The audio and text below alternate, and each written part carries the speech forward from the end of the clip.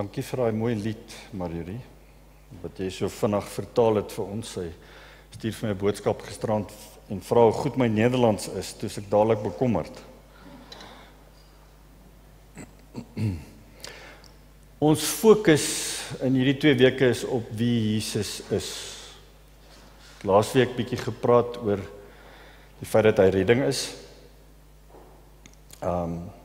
Geen ander naam, maar die naam van Jesus, wat vir ons redding kan gee nie. En ons het ook gesien dat hy die hoeksteen van ons lewens is. Die kaartjies wat julle vanoggend by die deure weer ontvang het, is vir jou om 'n versoek op te skryf, iemand se naam op neer te skryf, vir wie jy die Here vertrou om redding te ontvang. Dalk is daar iemand wat jy so graag wil hê, ook in verhouding met Here Jesus moet kom, met die Here Jesus moet kom. Jy bid al so lank vir hulle. Dalk iemand wat jy onlangs ontmoet het, skryf hulle naam neer. Jy kan na die diens dit hier op die bord kom sit. Ons het hierdie week al reeds as leierskap saam gebid vir al hierdie versoeke en ons wil graag meer hê om oor te bid. So as jy 'n versoek het, dalk vertrou jy die Here vir 'n wonderbaarlike redding in jou besigheid of in jou finansies of in jou huwelik of in jou gesinslewe of in jou verhoudinge. Skryf dit daar neer. Waaroor jy ook al die Here vertrou vir redding, skryf dit neer en kom sit dit na die diens hier op die bord. Daar is spelde daarvoor en dan gaan ons verder bid daaroor. Vanoggend wil ons weer praat oor wie Jesus is, maar hierdie keer oor die feit dat Jesus hoop is. Hy is hoop. Die lankbeloofde koning, gebore in Bethlehem, en hy lei 'n nuwe era van hoop in. Vir duisende jare het die nasie gehoop en hulle het vertrou vir die beloofde Messias, die gesalfde een, die een wat verlossing sou bring.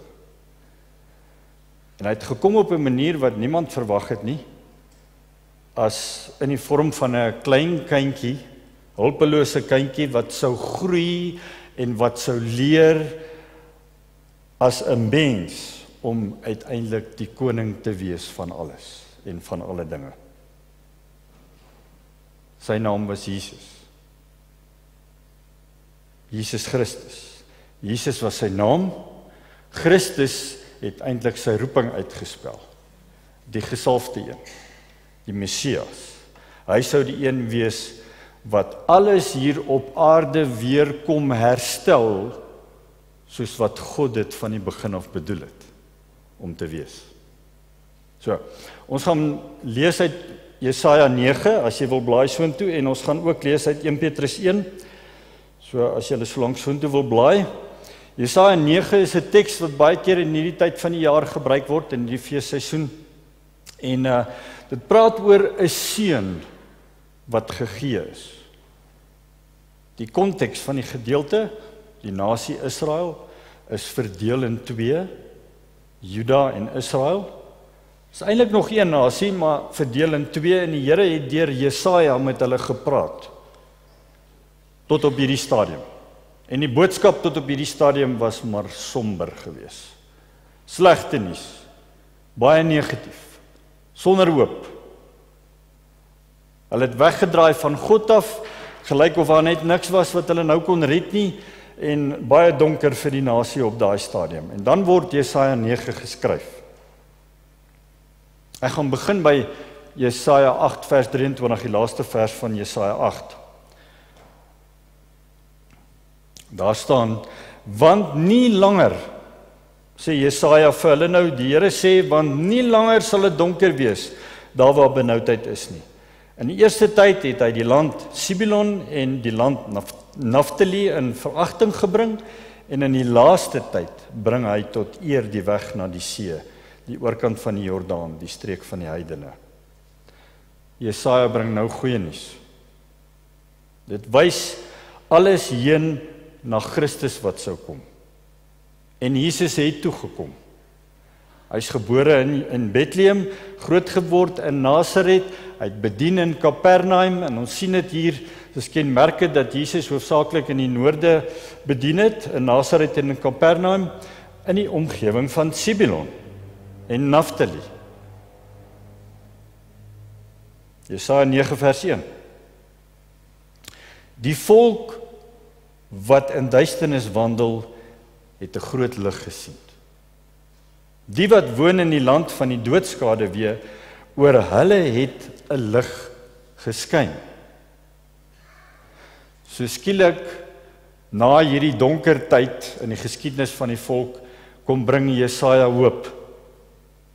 Die Here kom deur die profeet Jesaja en hy bring hoop na die volk toe. Vers 2. U het die nasie vermenigvuldig, hulle vreugde groot gemaak.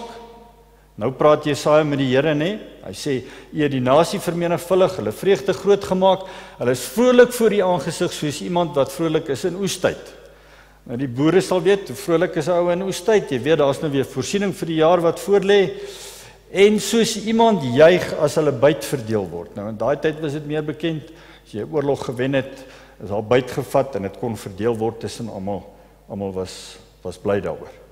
En dan in vers 3, want die juk wat op hulle gedruk het en die stok wat hulle rug getref het, die roede van hulle drywer, het u verbreek soos op die dag van Midian. Nou goed, as julle onthou, die dag van Midian, Rigters 6 en 7, die storie van Gideon, daar was 'n groot oorwinning gewees teen alle verwagtinge in, né?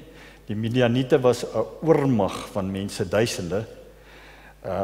Op daai oomblik was die Gideon se weermag so 32,000 mense gewees, en hulle was maar bangerig vir hierdie oorlog, en toe kom die Here en hy sê, nee, maar wag 'n bietjie, julle moet minder word. En hy maak hulle minder totdat hulle net 300 is. En hy sê, ek wil nooit hê dat julle julleself in 'n posisie vind dat julle spog dat julle die oorwinning behaal het nie. Almal moet weet dis ek wat die oorwinning behaal het. Julle sal net met 300 mense teen duisende gaan veg. Ek weet nie of ek as leier die spanning van daai tye altyd so goed sou kon hanteer nie. Gideon en Dawid teen Goliat en Samson en jy kan nou maar Moses, jy kan almal opnoem.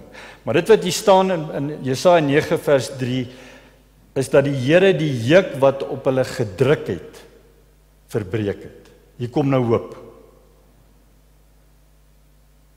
Dis hoop wat nou weer vir hulle beloof word. Vers 4. Hoor net wat staan hier. Want elke soldateskoen wat daar wegstap met gedreun en die kleed wat in bloed gerol is, dien tot verbranding, 'n prooi van die vuur. Hy sê die oorwinning is so oorweldigend, is so volmaak, dat julle die army boots van hierdie ouens sal vat en daarmee vuur sal maak. 'n Oorweldigende oorwinning. Want, vers 5. 'n kind is vir ons gebore. 'n seun is aan ons gegee.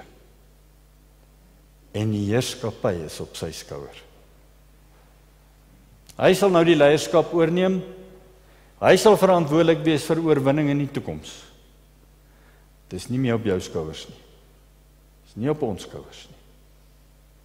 En hy word genoem wonderbaar, raadsman, sterke God, ewige Vader, vredevors, die prins van vrede. Vers 6, tot die vermeerdering van die heerskappy en tot vrede sonder einde. Hy gee vir die volk hoop midde in hierdie duisternis wat geheers het op daai stadium. En die Here gee vir ons vandag hoop midde in die uitdagings, in die moeilike omstandighede wat ons beleef. Almal verskillend, maar ons is almal in dieselfde tyd wat ons lewe en dieselfde omstandighede om ons in 'n land en in die wêreld.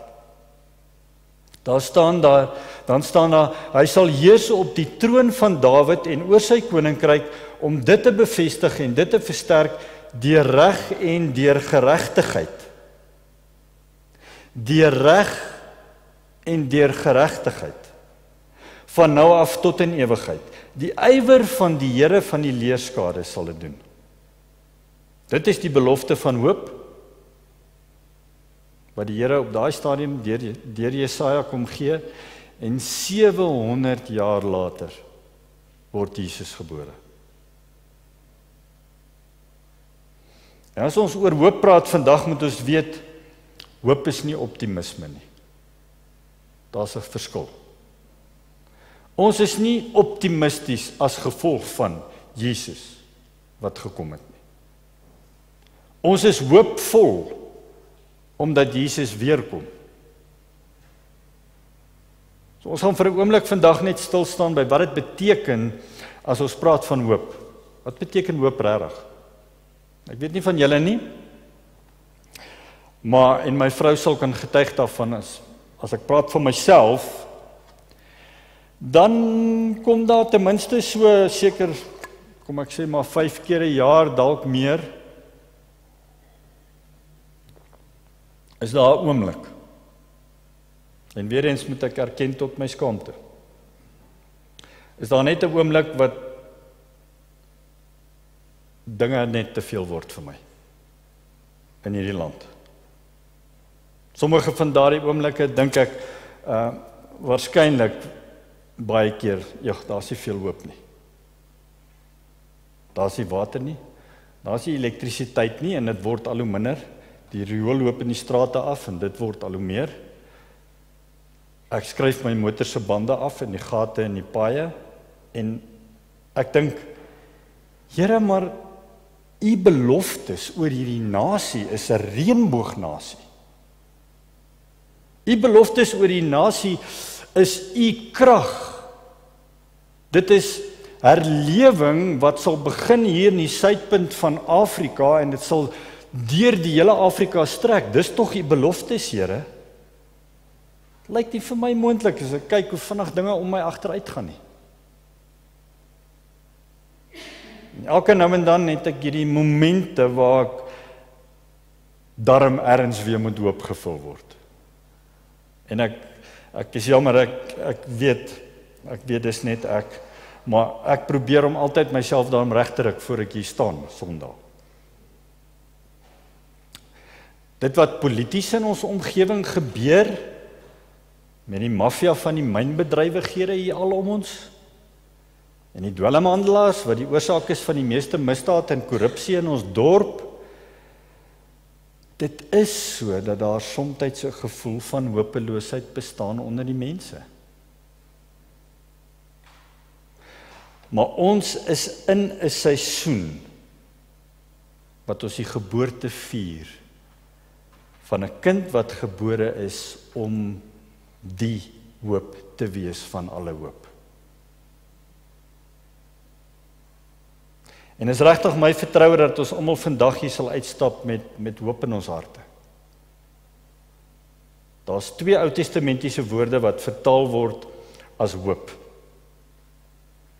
En dis die 2 woorde Jagal en die ander woord is Kavah. Hebreëse woorde, in essensie beteken dit om te wag. Om te wag. Om te wag of om 'n verwagting te hê, om uit te kyk vir. Nie 'n passiewe wag nie, maar wanneer die woord gebruik word, word dit gebruik wanneer mense op God wag. Nie op mense nie. Dis 'n hoopverskil van optimisme. Bybelse hoop is om op God te wag, om in te tree of om op te tree of om tussen beide te tree. Om uit te roep na God en te sê, Here, hoeveel langer moet ek wag? Ek weet ek moet wag, maar hoeveel langer moet ek wag? Dit voel of ek nie veel langer kan wag nie. Dit voel net soms vir my, ek kan nou nie langer wag nie. Maar dis wat hoop is. Om te wag. Maar met hoop in jou hart kom jy uiteindelik uit die posisie van hopeloosheid uit. Met die wete. Die Here het dit. Hy het dit. Wat ook al gebeur in hierdie land, wat ook al gebeur in jou lewe, die Here het dit. Hy weet alles, hy is in beheer. En dit gee jou weer moed om aan te gaan. Psalm 130 vers 5 sê, ek wag op die Here, Jagau, of Kava. Hoop word baie keer vertaal as hoop of wag. My siel wag, staan daar verder. My siel wag en ek hoop op sy woord. Altyd die woorde hier in een vers. Vers 6 sê, my siel wag op die Here meer as wagters op die môre. Wagters op die môre, wag op die Here, o Israel, want by die Here is die goeie tierenheid en by hom is daar veel verlossing en hy self sal Israel verlos van al sy ongeregtighede. Hy sê, wag op die Here, plaas jou hoop in hom.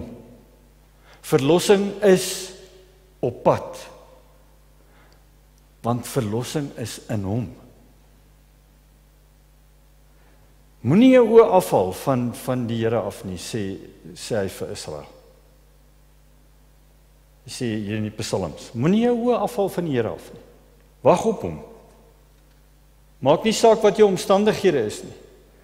Psalm 39 vers 8 gebruik Dawid ook albei die woorde in een vers, as hy sê, en nou, wat verwag ek, o Here? Weet nie of ek kom hier het nie, nee. Wat verwag ek, o Here? Hy praat hier van wag, né, Dawid? Kava. Waarop wag ek, Here? Dan sê hy, my hoop is op U. Ons sien in die Ou Testament dat hulle hierdie ding van hoop verstaan het. Wat die profete gewoonlik gedoen het, was om die volk te kom, weer hoop te kom gee, wanneer dit nie goed gegaan het met hulle nie, of wanneer hulle in ballingskap was, dan die profete gekom, die Here se boodskap gebring aan hulle en weer vir hulle hoop gegee. Want ons as mense kan nie funksioneer sonder hoop nie. As jy hoop verloor, dan het jy nie meer rede om te bestaan nie. Die lewe kan ondraaglik raak sonder hoop. Jy voel of jy maar net van dag tot dag rondgegooi word en dit voel net vir jou asof jy nie regtig jy dien nie 'n God regtig wat alles in beheer het, wat alles in sy hande het nie. Hopeloosheid is gevaarlik. Viktor Frankl het 'n boek geskryf met die naam Man's Search for Meaning. Hy was 'n Oostenrykse psigiater en ook 'n neuroloog en hy het gespesialiseer in geestesgesondheid. En hy was vir 'n tyd lank in Auschwitz in die konsentrasiekamp. Maar hy was een van die wat dit oorleef het. En hy het 'n paar dinge natuurlik opgemerk terwyl hy in hierdie konsentrasiekampe was. En daar word van hom gesê, Viktor Frankl observed that it was not the physically fittest or strongest who were most likely to survive the concentration camps, but rather those who maintained a strong sense of meaning and purpose in their lives.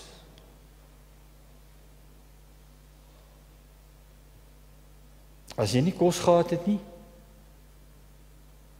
en jy het heeldag gewerk soos 'n slaaf, en dit het gesneeu en dit was bitterkoud, was jy later maar en jy het siek opgeëindig. Die wat die konsentrasiekampe oorleef het, soos Viktor, het eenvoudige hoop gehad. Soos wat hy dit genoem het. Eenvoudige hoop. Iemand wat eenvoudige betekenis in die lewe kon vind buite hulle omstandighede. Wat verder gaan soek het as hulle omstandighede en eenvoudige hoop gevind het daar. Eenvoudige betekenis. Hy het sy ouers verloor, hy het sy vrou verloor in die konsentrasiekampe, hy het almal in sy lewe verloor op daai stadium. Jy sien wat die konsentrasiekampe gedoen het, was om almal wat jy dalk sou verloor het in 'n leeftyd te konsentreer om te verloor binne 'n jaar of 2. Mense het geen familie gehad nie, bitter min kos gehad, geen beskerming teen die elemente nie. Hulle het nie eens 'n naam gehad nie. Net 'n nommer. En nie een van ons kan eintlik hieroor praat nie. Ek kan nie eintlik hieroor praat nie, want ek verstaan niks daarvan nie. Dis nie 'n manier hoe ek hierdie mense se hopeloosheid kan verstaan nie, wat hulle beleef het in daai tyd nie. Totaal van alles gestroop in hulle lewe. En die meeste van hulle het hoop verloor. Maar die wat dit oorleef het, het hoop gehad, wat verder gestrek het as daardie oomblik van hopeloosheid. En vir Victor, wat besig was op daai stadium om 'n boek te skryf, 'n tesis of 'n verhandeling te skryf, hy het dit alles verloor. Hulle het dit van hom al weggevat. Hy het later baie siek geword, maar hy het nie hoop verloor nie. En hy het weer hierdie notaatjies van hom begin neerskryf op stukkies papier wat hy in die hande kon kry. Daar staan, he mentally reconstructed the book during his imprisonment. Hy het hoop gehad dat hierdie boek van hom weer deur iemand gelees sal word. En hy het na sy vrylating het hy hierdie baie bekende boek van hom geskryf binne 9 dae. Hy het net geweet, hy moet dit dokumenteer wat hy beleef. Hy moet mense leer wat hy geleer het in hierdie omstandighede. En hy het aanhou betekenis soek in sy lewe en dit het hom hoop gegee. Hoop en betekenis gaan hand aan hand. Hy het hierdie baie bekende stelling gemaak, en ek haal dit aan. Hy het gesê, suffering ceases to be suffering at the moment it finds a meaning. The moment it finds hope. Wanneer jy swaar kry, wanneer dit moeilik gaan, wanneer jy hoop verloor, wanneer jy onder druk is, dan verkrummel jy. Maar met hoop groei jy. Dis wat hy gevind het in die konsentrasiekamp. Hoop is iets fenomenaal, sê hy. Wanneer mense hoop verloor, dan tree hulle op een van 2 maniere op.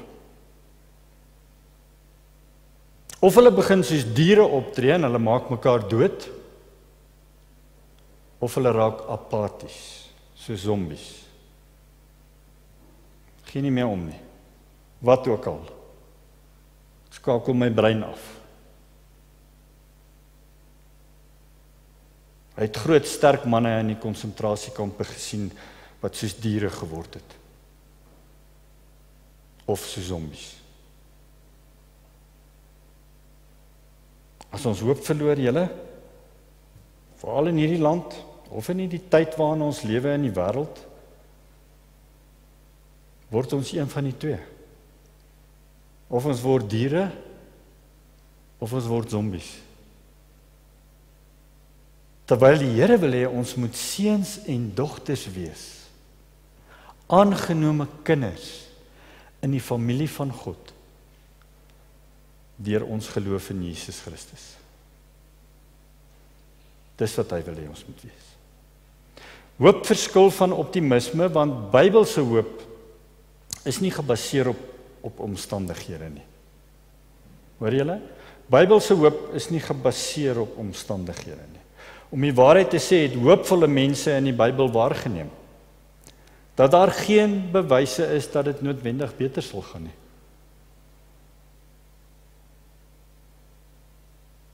Optimisme is om te kies om 'n situasie te sien en hoe omstandighede miskien kan uitwerk om dit beter te maak. Dis wat optimisme is. Ons sien hierdie omstandighede en ons sien, jy weet, daar's 'n moontlikheid dat dit dalk beter kan word. Maar daar's nie noodwendig enige Bybelse bewyse daarvoor dat dinge beter sal wees nie. Optimisme is gebaseer op die kans dat dinge beter kan word. Hoop is gebaseer daarop om te wag op die Here, om tussen beide te tree. Hoop is nie 'n kans nie. Hoop het alles te doen met Jesus. Dit het alles te doen met die Here en met sy planne vir die toekoms. En die storie waarvan ons deel is. Die groter storie, die groter prentjie waarvan ons almal deel is. Bybelse hoop is 'n persoon. En hierdie persoon is Jesus. 1 Petrus 1. Ons kan hoop hê waar ons ook al is, watter situasie ons ook al is, omdat ons Jesus ken. 1 Petrus 1 vers 3. Geseënd is die God en Vader van ons Here Jesus Christus, wat na sy groote barmhartigheid ons die wedergeboorte geskenk het tot 'n lewende hoop deur die opstanding van Jesus Christus uit die dode. Wat sien ons dadelik hier? Die lewende hoop wat beskikbaar is gebaseer op die opstanding van Jesus Christus uit die dood. Ons word gebore daarin. Almal van ons word gebore daarin. Jesus is so lewensveranderend dat die Bybel vir ons sê dit is soos wedergeboorte. Maar dis 'n nuwe begin. Dis vanuit 'n ander oorsprong. Dis hoe kragtig die opstanding van Jesus is. En ons word gebore om 'n erfenis te ontvang. Hoor mooi. Ons word gebore, wedergebore, om 'n erfenis te ontvang wat nooit vergaan nie. Wat nooit sal vergaan nie. 1 Petrus 1 vers 4, sodat ons 'n onverganklike en onbesmette en onverwelklike erfenis kan verkry. Wat in die hemele bewaar is vir ons, wat in die krag van God bewaar word deur die geloof tot die saligheid wat gereed is om geopenbaar te word in die laaste tyd. Vers 6. Daarin verheug julle. Luister mooi na hierdie gedeelte wat ek nou gaan lees, want hierdie gedeelte sê so baie. Daarin verheug julle, al word julle nou, as dit nodig is, 'n kort tydjie bedroef onder allerlei beproewinge, sodat die beproefdheid van julle geloof, wat baie kosbaarder is as goud wat vergaan, maar deur vuur gelouter word, bevind mag word tot lof en eer en heerlikheid by die openbaring van Jesus Christus, vir wie julle, al het julle hom nie gesien nie, tog liefhet.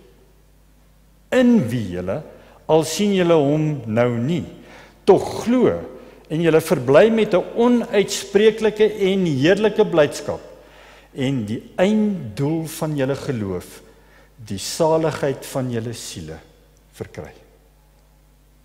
Ja. Die eerste ding wat ons hier sien, hoop is 'n erflating. As ons wedergebore kinders van God is hoop vir elkeen van ons 'n erflating. 'n Erflating wat vir ons in die hemel bewaar word. Vir ons om Bybelse hoop te hê, moet dit iets wees wat jy nie hier op aarde kan vind nie. Hoor julle? Hoop is nie iets wat jy hier op aarde kan vind nie. Bybelse hoop is 'n erflating in die hemel. Die hoop wat ons het, word veilig bewaar in die hemel. Dis 'n ander realm as hierdie realm waarin ons lewe. 'n riekalm waar die Here die autoriteit het. En waar hy heers. En hoop word vir ons in perfekte bewaring gehou. Dis nie iets wat van ons al weggevat kan word op enige stadium nie. As ons hoop in enige iets hier op aarde, as ons hoop plaas in enige iets hier, soos wat sommige mense waarskynlik in die konsentrasiekampe gedoen het, hoop van ontsnapping, of hoop dat een of ander offisier hulle sal help, of wat ook al. Of die hoop wat ons somtyds in goeders hier op aarde plaas, dat ons genoeg geld sal hê as ons aftree, of dat ons gesond sal bly tot ons 80 is, of al daai goeders. Is dit iets wat uiteindelik van jou al weggevat kan word? Waarin is jou hoop? Waarin plaas jy jou hoop? Hoop word in die hemel vir ons bewaar, maar dis ons geloof wat vir ons toegang gee tot daardie hoop. Geloof en hoop is nie dieselfde nie. Ek sal nou iets daaroor sê. Terwyl ons erfenis in die hemel is, sal ons geloof hier op aarde getoets word. Ons geloof sal altyd getoets word. En dit is hoe ons groei of nie groei nie. Daar is geen gemak in groei nie. En die manier hoe mense groei is 4. Daar's 4 en skielik groei ons of ons gee op. Ons krag om te groei vind ons in Christus. Ons geloof sal altyd getoets word, maar ons erflating is altyd veilig. Ons hoop sal altyd veilig wees. Ons sal allerhande beproewinge beleef, maar dit sal eindig in onuitspreeklike en heerlike blydskap staan hier. Ons moet net ons geloof behou. As ons nie die groter prentjie van God sien, die groter prentjie wat God skets, as ons dit nie kan raak sien nie, en dit wat Jesus vir ons gedoen het verstaan en dit glo nie, dan sal ons hoop verloor. Hoop is nie iets wat ons probeer soek hier op aarde nie, maar dis iets wat ons vind eendag met die wederkoms van Jesus Christus.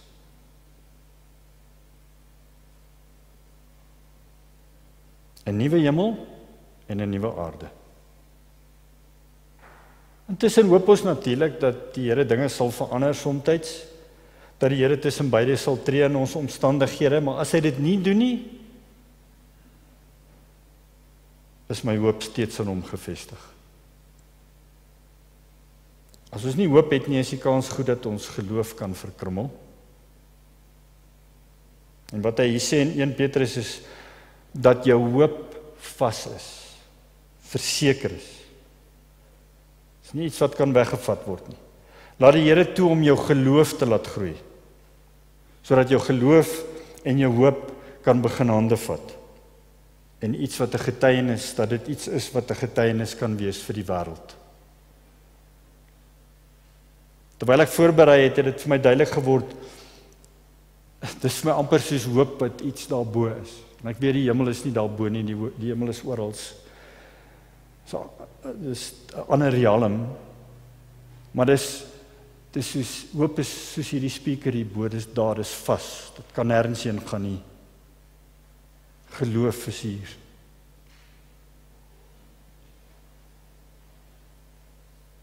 Ek hoop julle verstaan wat ek probeer sê. Jy plaas jou geloof in Jesus, want Jesus se storie is 'n storie van hoop. Jou geloof groei en jy vertrou die Here en jou vertroue in die Here groei, want jou hoop is verseker. Is vas. Dit is maar net so dat ons in hierdie tyd gebore is. En reg deur die geskiedenis het mense altyd dieselfde vraag gehad. Om die waarheid te sê, lewe ons eintlik in 'n tyd in die wêreld wat meer voorspoedig is en waar daar meer gelykheid is as ooit van tevore, vanuit 'n sosio-ekonomiese oogpunt. Ons lewe in die beste van tye, maar dit is taaf. Dit is moeilik. In Hebreërs 11 vers 1 lees ons die geloof dan is 'n vaste vertroue op die dinge wat ons hoop. Geloof is die vaste vertroue in daai erfenis wat vir ons in bewaring gehou word. Ons sien nog nie ons hoop nie, maar ons het geloof daarin en ons groei in ons geloof sodat ons uiteindelik toegang kan hê tot daardie hoop. Voortdurend. Ons hoop is verseker. Dis net ons geloof wat so 'n bietjie op en af en uit ritme uit beweeg met ons vertroue in die Here. Petrus sê, sodat die beproefdheid van julle geloof, wat baie kosbaarder is as goud, wat vergaan, maar deur vuur gelouter word, bevind mag word tot lof en eer en heerlikheid by die openbaring van Jesus Christus. Sodat jy die erfenis kan ontvang wat aan jou behoort.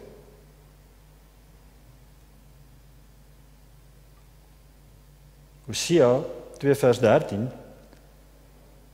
sê, daarom kyk,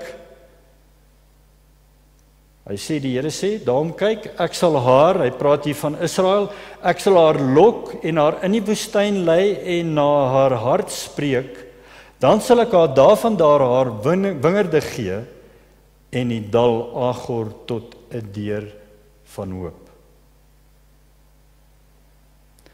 Die leë graf van Jesus is 'n deur van hoop. Omdat Jesus opgewek is uit die dood, is hoop verseker vir elkeen van ons. Ons geloof mag wankel, maar ons hoop is verseker. Sonder hoop is dit baie moeilik om jou geloof te bou.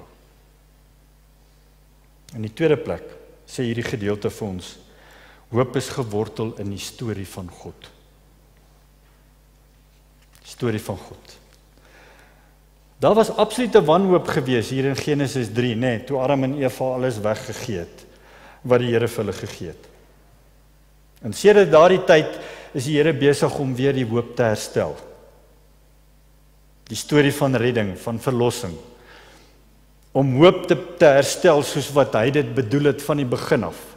Om alles in ere te herstel soos wat hy dit bedoel het van die heel begin af. Soos wat dit veronderstel was om te wees. Hoop is nie hier nie. Is nie in Ermelo nie. Is nie in Suid-Afrika nie. Is nie in die wêreld nie. Is nie in die storie van Suid-Afrika nie. In 1994 na die verkiesingsuitslag, daai verkiesingsuitslag het nie eers die hoop gebring wat dit veronderstel was om te bring vir mense nie. Sal ons nooit ons hoop vind in wêreldse stories nie. Ons hoop is in God se storie. God werk in millenniums, nie in dae en in ure nie. Moenie moed verloor nie. Die storie wat God vertel en steeds besig is om te vertel, die storie wat hy vertel het en nog steeds vertel, dis waarna ons hoop plaas. Ons hoop is in die beloftes en die planne en die doelwitte van God, sy storie. Ons sal nie hier op aarde altyd iets sien wat vir jou hoop gee nie, maar eendag sal jy alles sien wat jy nodig het om te sien wat al die hoop in die wêreld gee. En wat ons nodig het om te doen, is om ons doel te vind, ons roeping te vind. En dalk as jy die eerste keer vandag hier is en ek praat allerhande Jesus goed wat jy nie heeltemal verstaan nie, ek is jammer, maar jou betekenis, jou identiteit, jou waarde, jou doel hier op aarde, sal jy vind wanneer jy jou lewe plaas in God se storie. Dis die enigste plek. Jy neem jou lewe uit hierdie aarde storie uit en jy plaas jouself in God se storie. En jy laat hom toe om jou te gebruik om die storie hier op aarde te verander en beter te maak. En dit beteken nie dat jy noodwendig ryk gaan word nie, beteken nie dat jy noodwendig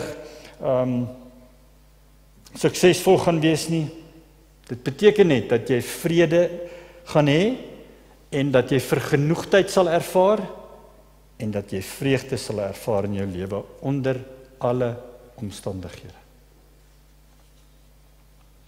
As jy 'n betekenis probeer vind in hierdie wêreld en in sosiale media en in die regering en in die politiek en in samesweringsteorieë, sal jy hoop verloor.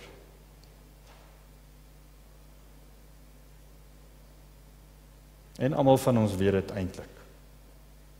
Nie almal van ons het altyd erken nie, maar ons verloor maklik hoop as ons heeldag op Facebook en Twitter en Instagram en al hierdie goeters is. En dit is baie belangrik dat ons nie hoop verloor nie. Vir my persoonlik raak hierdie goed maar toksies. En baie van dit is nie eens werklik nie, want baie van dit word deesdae deur AI gegenereer. Hoop is een van die dinge wat ons begin verloor wanneer ons nie meer in die woord bly en in die Here bly nie. Dan is die kans baie goed dat ons hoop sal verloor.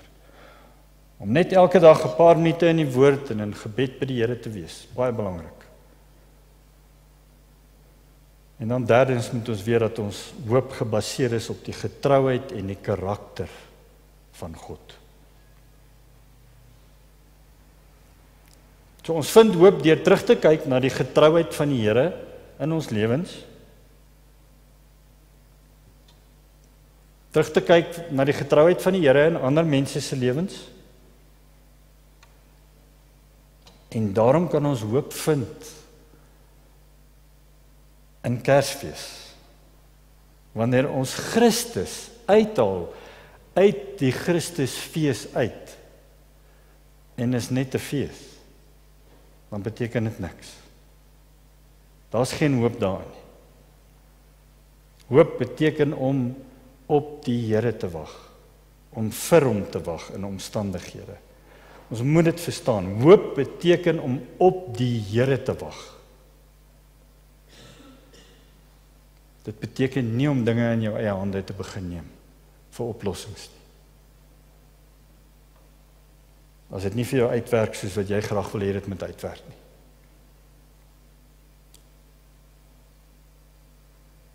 Maar om te wag op die Here, omdat jy oortuig is daarvan dat die Here in beheer is. Ek maak klaar. Romeine 8 vers 22, want ons weet dat die hele skepping tesame sug en tesame in baringsnood is tot nou toe. Die ander vertaling sê die hele skepping sug in die pyne van verwagting. Die hele wêreld kry swaar as gevolg van sonde. En het 'n hoopvolle verwagting om daaruit gered en verlos te word. Selfs die skepping is wagtend vir die Here om homself te openbaar. Hebreërs 6 vers 11. Dit is ons vurige wens dat elkeen van julle end uit dieselfde ywer as vroeër aan die dag sal hê, totdat die dinge waarop julle hoop vervul is. Julle moet dis nie traag word nie, maar die voorbeeld navolg van die wat deur geloof en geduld deel gekry het aan die dinge wat God beloof het. Sonder geduld sal ons hoop maar wankel. Die eintlike definisie van hoop is om op die Here te wag, en terwyl ons Jesus vier in hierdie seisoen, laat ons leer om op die Here te wag. Net soos wat die volk Israel gewag het op die Here op Kersdag, die dag toe Jesus gebore is. En laastens moet ons weet dat ons hoop gefestig is in die opstanding van Jesus. Om jou geloof in Jesus te plaas, sluit eintlik die lewende hoop oop. Dit is baie transformerend, né? Dit is soos om weergebore te word, dit herskep my, dit heroriënteer my tot 'n nuwe wêreldbeskouing vol hoop, wat vir almal van ons beskikbaar is. Sagaria gaan so ver om te sê, in Sagaria 9 vers 12, keer terug na die vesting, o hoopvolle gevangenis. Ek wil 'n gevangenis wees van hoop. Ek vertrou jy ook. Kersfees herinner ons daaraan dat ons as gelowiges gevangenes is van hoop. Kolossense 1:27, God het besluit om aan hulle bekend te maak hoe seënryk en heerlik hierdie geheimenis vir die nasies is. Die inhoud daarvan is, Christus is in julle. Hy is julle hoop op heerlikheid. Christus is ons hoop op heerlikheid. Dis die evangelie. Dis die goeie nuus. Christus is ons hoop. Die glorie van die hemel wat aarde toe kom vir my en jou. Kerstyd is 'n tyd van asemrowende hoop wat bestaan. Moenie van Jesus vergeet nie, moenie van Jesus vergeet in hierdie Kersseisoen nie. Wanneer jy by mekaar is, deel met jou gesin, deel met jou familie, deel met jou vriende. Die hoop wat in Christus Jesus is. Want nie een van ons kan leef sonder hoop nie. En dit is maklik in hierdie tyd van die jaar, ek weet.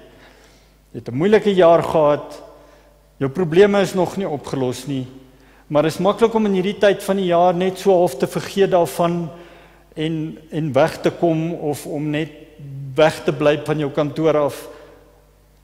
Maar moenie die jaar weer begin met jou hopeloosheid nie.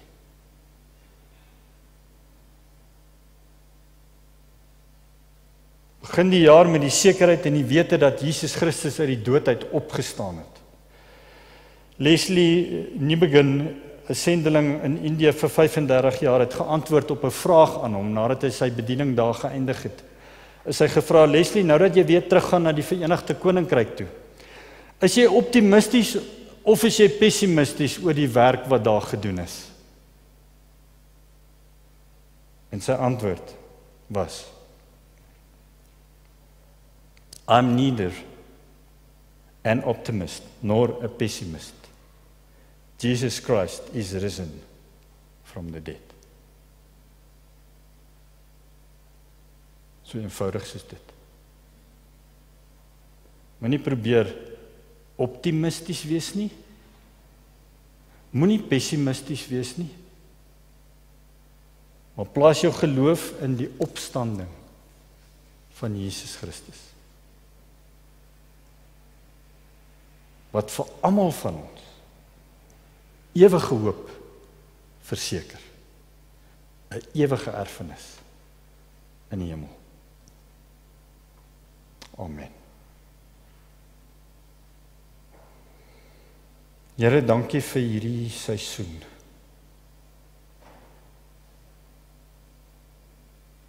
Dankie vir Kersfees. 'n Tyd wat so bekend is aan ons oor baie jare heen, 'n tyd wat vir baie mense vreugdevol is, maar ook 'n tyd waarin baie mense soekend raak. Skielik besef dat hulle alleen is en hopeloos is. En daarom bid ek, Here, dat elkeen van ons wat vandag hier sit, wat hierdie boodskap hoor, dat ons sal besef, Here, dat ons 'n erfenis van hoop ontvang het. 'n Ewige hoop deur Jesus Christus, wat nie net vir ons gesterf het aan 'n kruis nie, maar wat opgestaan het uit die dood. En Here, mag hierdie 'n tyd wees in hierdie seisoen wat ons almal ons oë vestig op Jesus, ons hoop. En mag ons vir ander mense in hierdie seisoen Jesus wees. Dalk die enigste Jesus wat hulle ooit ontmoet hier op aarde. Ek bid Here dat ons elkeen met die omstandighede wat ons in ons lewens het, dit sal regkry om hoop te vind buite hierdie omstandighede. Ek bid vir elkeen wat hier sit, Here. Here, seën hulle. Seën elke huwelik. Seën elke gesin. Seën elkeen wat hier sit met gesondheid, met voorsiening en met hoop. Here, want aan U kom toe al die lof en al die eer en al die dank en al die aanbidding in ons lewens. En daarom bid ek ook nou, Here, dat as ons vandag hier uitstap, dat U vir ons 'n ander dimensie, 'n ander realm sal laat ervaar van hoop. Nie dit waarteen ons vaskyk elke dag nie, maar die openbaring van U self deur U Gees in ons lewens. In Jesus naam. Amen.